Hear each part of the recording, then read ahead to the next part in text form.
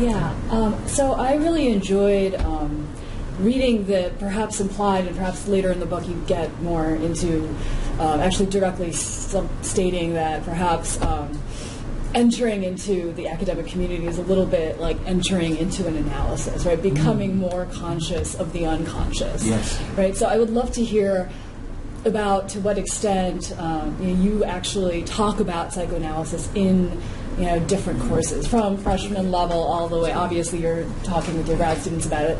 To what extent have you read psychoanalytic texts? Have you read Lacan with your students? And to what extent is that? Or even just using these terms like the unconscious or otherness, and otherness being related to the public. To what extent do you say that to your students, and what extent do they absorb that, resist that? Right, great question. I haven't so much yet. I think that this stuff has this is kind of a funny way to put it, but I think that psychoanalysis has informed my teaching in kind of unconscious ways. In other words, I do all kinds of psychoanalytic moves without really thinking about it that much. I almost never introduce psychoanalytic concepts. I do, for example, in the New Orleans course, I end up talking a lot about trauma, because you can't talk about New Orleans without talking about slave markets, and you can't talk about slave markets without talking about acute trauma, and then how trauma works, and how we begin to recover from trauma is through storytelling, and that becomes a way of understanding the literature of New Orleans. And so, the great part of your question is, how do students deal with this? Interestingly, well, God, it's a big drag to talk about trauma all the time, right? They're like, I took this class on literary New Orleans. When do we get to talk about Mardi Gras and fun and parties, And we just don't get around to it because there's this other stuff on the table. And resistance, a very psychoanalytic term, is definitely in play with some of them. I suppose that I wouldn't say that I sugarcoat the lessons on trauma by wrapping it in music stuff, but in a certain sense I say, guys, this is where, we know explicit musicians all say this is where the music comes from. The music comes from this. It's an attempt to build a pool of narrative, a pool of history, a pool of shared memory in code, because we can't do it verbally or we'll get in the worst kind of trouble. And they go, okay, and so it becomes, they can kind of intellectualize it and grapple with it kind of through the tongs of a musical history that reaches all the way into modern hip-hop. And so it doesn't become palatable, I would say, but at least it becomes approachable and thinkable, as opposed to just, the horror, let's get on to the party. But I would like in the future to develop courses that are on psychoanalysis. And there's some pretty rich conversations going on out there about how you teach this stuff in a seminar-style setting. My grad students who are here now are kind of getting this dose of it, but we won't really circle back to it that much, except in fits and starts and kind of unconscious, offhand ways, I suppose, as we make our way through the rest of the semester. At times we'll talk about the power of narrative and storytelling and what that has to do with learning how to write.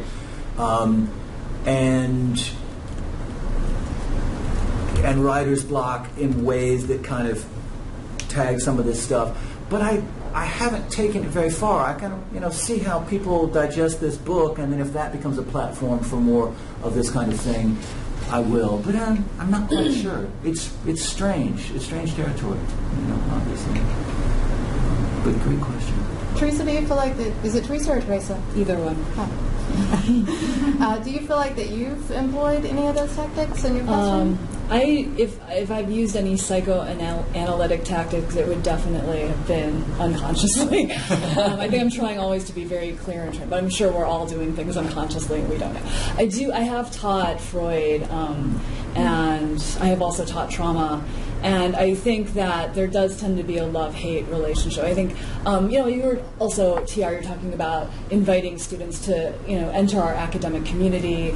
I was thinking about Kathy Carruth and her book, in her first chapter of this book, where she talking about the trauma of the Holocaust with her students in the grad seminar, how they actually become traumatized in reading about all of these accounts, and how it was very productive, but also, it was very difficult to get to the point where they could recognize it as productive. So I guess one thing I would be wary of, it hasn't really happened to me, but I do wonder sometimes when I teach traumatic texts whether I might be inflicting trauma on some or all the students, or even inviting them to engage productively with the fact that they always already belong to communities that that are already traumatized, and maybe this is a productive way to the classroom is a safe space to engage with that trauma, right, and to think productively about ways to engage in the public that don't traumatize the public. But it's a great, I was thinking of trigger warnings. I guess you've probably heard there's now sort of a movement to put stickers on our textbooks or warnings on our syllabus that says,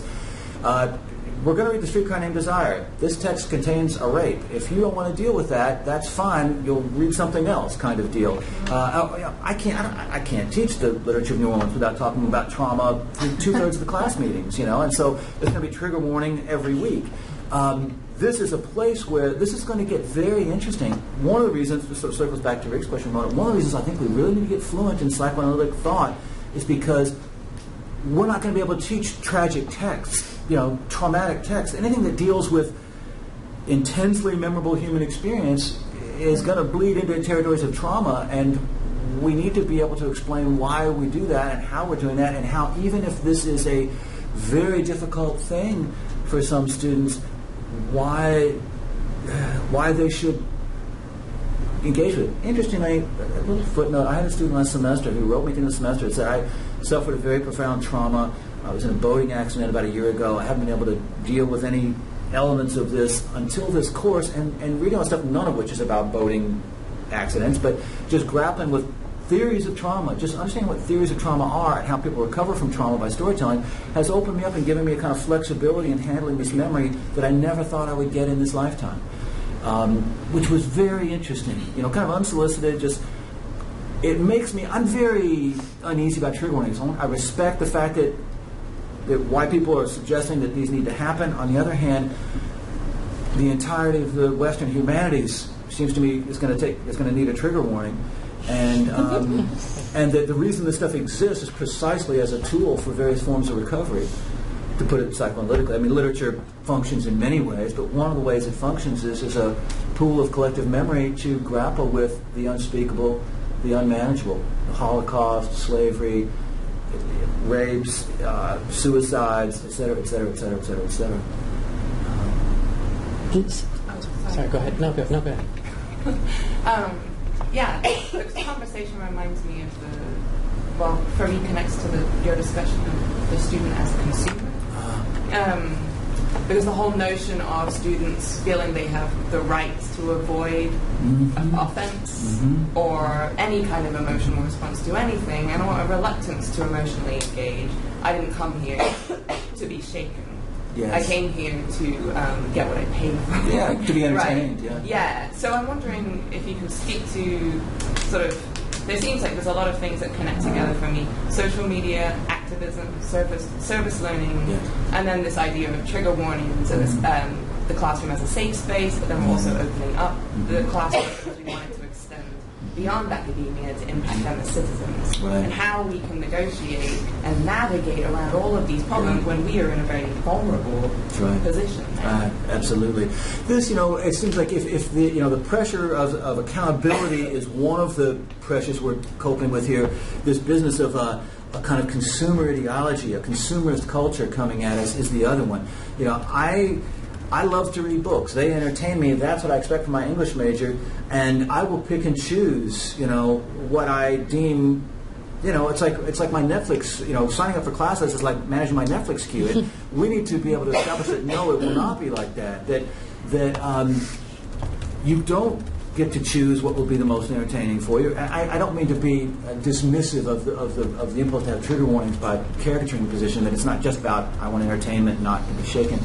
But we do need to and psychological language would be the way to do this. We need to justify teaching profoundly tragic visions of the world and of human experience. And the forces of consumer culture that we're up against are so profound that we've got our work cut out for us. And I think that drawing on the very powerful tools that we get from the psychoanalytic tradition are going to be our best tools for insisting that, for making this case, that if you'll let me explain what trauma is and what the relationship between trauma and artistic representation, storytelling are, you'll see that it's actually going to be very good for you to read this book that you're ostensibly scared to death of. That's, I think, how we're going to make the case. But it's going to be tough because, as we know, I mean, the media sort of cycles through these sort of stories yearly about the new deluxe fine dining facility for students and the new water slide and the new gymnasium. I mean, it's about, the notion of university campus as theme park or resort is very heavy. And we're going to have to draw on our best tools to make the case that there's other stuff here that's good for you.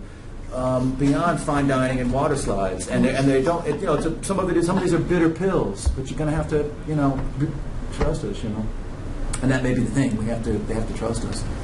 But great question. It's like the issue of consumerism, like the issue of accountability. They kind of fit together, and they are the big challenge that we face in our work. And I'm presenting psychoanalysis as the rhetoric we can draw on to answer those demands.